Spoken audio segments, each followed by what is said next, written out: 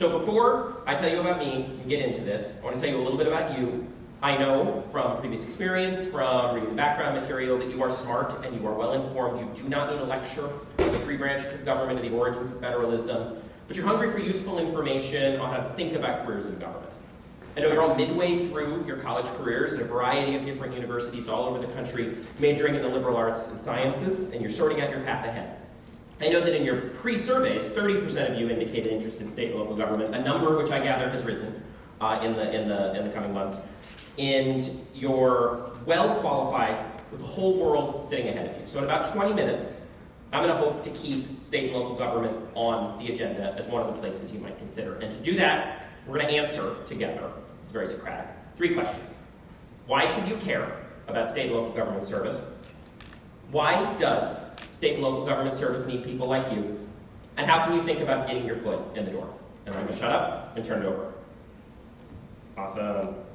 Anne gave a great introduction to my employer, so I'm not going to belabor this. We can actually go on to the next slide. Other than to say our work is structured around the vision of service of an esteemed and very long time federal public servant named Paul Volcker, who was, among other things, the chairman of the Federal Reserve in the 1970s and 80s. If your parents or grandparents tried to buy a house in that window, they were probably not pleased about him due to the last time the United States dealt with very high levels of inflation and the relationships between monetary policy and inflation. It precedes my time, but I gather 19% interest rates were no fun. I think the general point of this organization, which he endowed and launched, is that we understand the vitality of our democracy to depend on the training and the education and the pathing of talented people like you into careers of service. So a substantial portion of our work focuses on empowering and inspiring the next generation of public servants. Here's, in the next slide, some programmatic areas we focus on. I work in Connect up there, the connection between people exiting educational institutions or finding their way around the broader job market into careers of service. I actually touch all 3 levels of government, but have spent a good chunk of my time focused on state and local, which is where I started my career.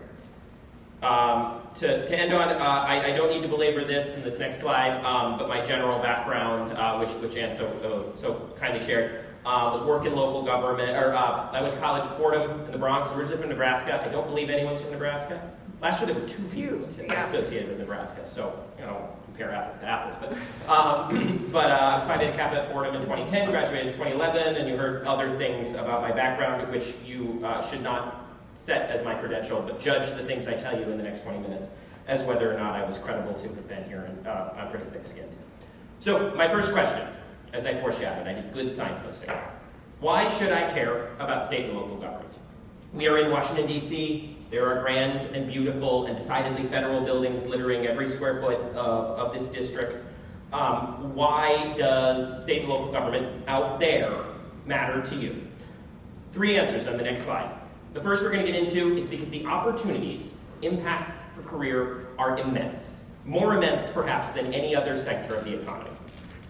So on the next slide, a quiz for all of you to start early. You may be able to intuit this from your conversation yesterday with the team at the partnership. But there are about 22 million government jobs in the whole country. There are many, many opportunities to make a difference through a career in government. Here are 4 charts showing 4 potential distributions of the public sector across the 3 levels of government. These are career roles, so this would exclude elected officials like the state legislatures or appointed officials. Which of these 4 columns, A, B, C, D, reflects the actual distribution of government employment? Fed at the top, state in the middle, local at the bottom. Top shout out. D, good, you were intuiting correctly. An absolute majority of all the government jobs in the country are at the local level. State jobs outnumber federal jobs approximately 3 to 1. So when you think about what government is and the goods and the services that government provisions that seek to serve Americans, it is overwhelmingly happening at the local level. And on the next slide, it is happening truly everywhere. When you're graduating for college, you might feel pressure to relocate somewhere else for a career because that's where XYZ industry is. The great thing about the industry of state and local government is that government serves people, and so government is where people are, which is to say, everywhere. And it's a substantial portion of the employment base in every corner of the country. So, if you are interested in a career of service, and you are not considering state and local service, you are missing the forest and the trees. You are excising the vast majority of service opportunities. So the next answer to my first question, State and local governments deliver every sort of service, and I regret to inform you that we have another self-indulgent question. I know from reading your pre-conference surveys you have wide and varied interests touching a lot of different public policy domains. And I imagine you're thinking, okay, well, if I care about XYZ issue, is that really going to be a place, is state and local service going to be a place I can actually make an impact on it? So on this chart, there's a whole bunch of different service areas, different policy domains or disciplines. Can you guess which of them are delivered by public servants in state and local government? Shout out some that are. Zoning, great. Medicaid. Yep. Good. Parks, good. Okay. So, the general answer, most are. There's a few topics you might recognize as principally federal, but if you're interested in those fields or topics, you're probably a little better off thinking about federal opportunities. But most of the universe is state and local. Can you see where we're going? Of course, that was a lie, which was given lie by my friend who shouted out Medicaid, which is supposed to be one of the tricks. But you kind of blew up my joke there, which is that every one of these policy domains is in fact delivered by state and local government, even things we think of as being principally federal, like the provision of highways and transportation dollars, Medicaid, the implementation of renewable energy tax credits under the IRA. The story of government in the country is that the federal government spends money and that the other levels of government provision the goods and services that impact people's lives and interface with citizens. That is not to besmirch the federal government at all. It's an important ecosystem, one that is being tested right now in very substantial ways, that should draw your attention to the import of states and localities in securing the common well-being. So the last answer to this first question, state and local government is a fulfilling place to work, being the third reason why you should care about it.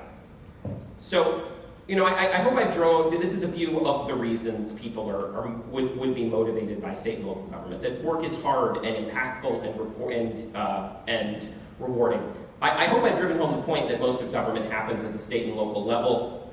The work is not easy by definition, and I'd like to think about it kind of philosophically. If something ends up on government's plate, to use a legal term, if something is inherently governmental, then that means it is a shared societal challenge that is not happening somewhere else. It's not being provisioned by the market. It's not happening naturally in the way human beings organize themselves in their communities and their families. It's not being accomplished by philanthropy. The stuff that is left over, the things that are shared foundations of society and prosperity that are on government's plate, because they are not happening in the state of nature. And that is important, because that means it has to be done right. Public servants at the state and local level are deeply linked to the people they serve, and I would say the unprecedented crises of the first years of this decade that many of you lived through in high school really accelerate and illustrate the public's reliance on government to ensure health and safety and equal treatment under the law, and that really underscores the essential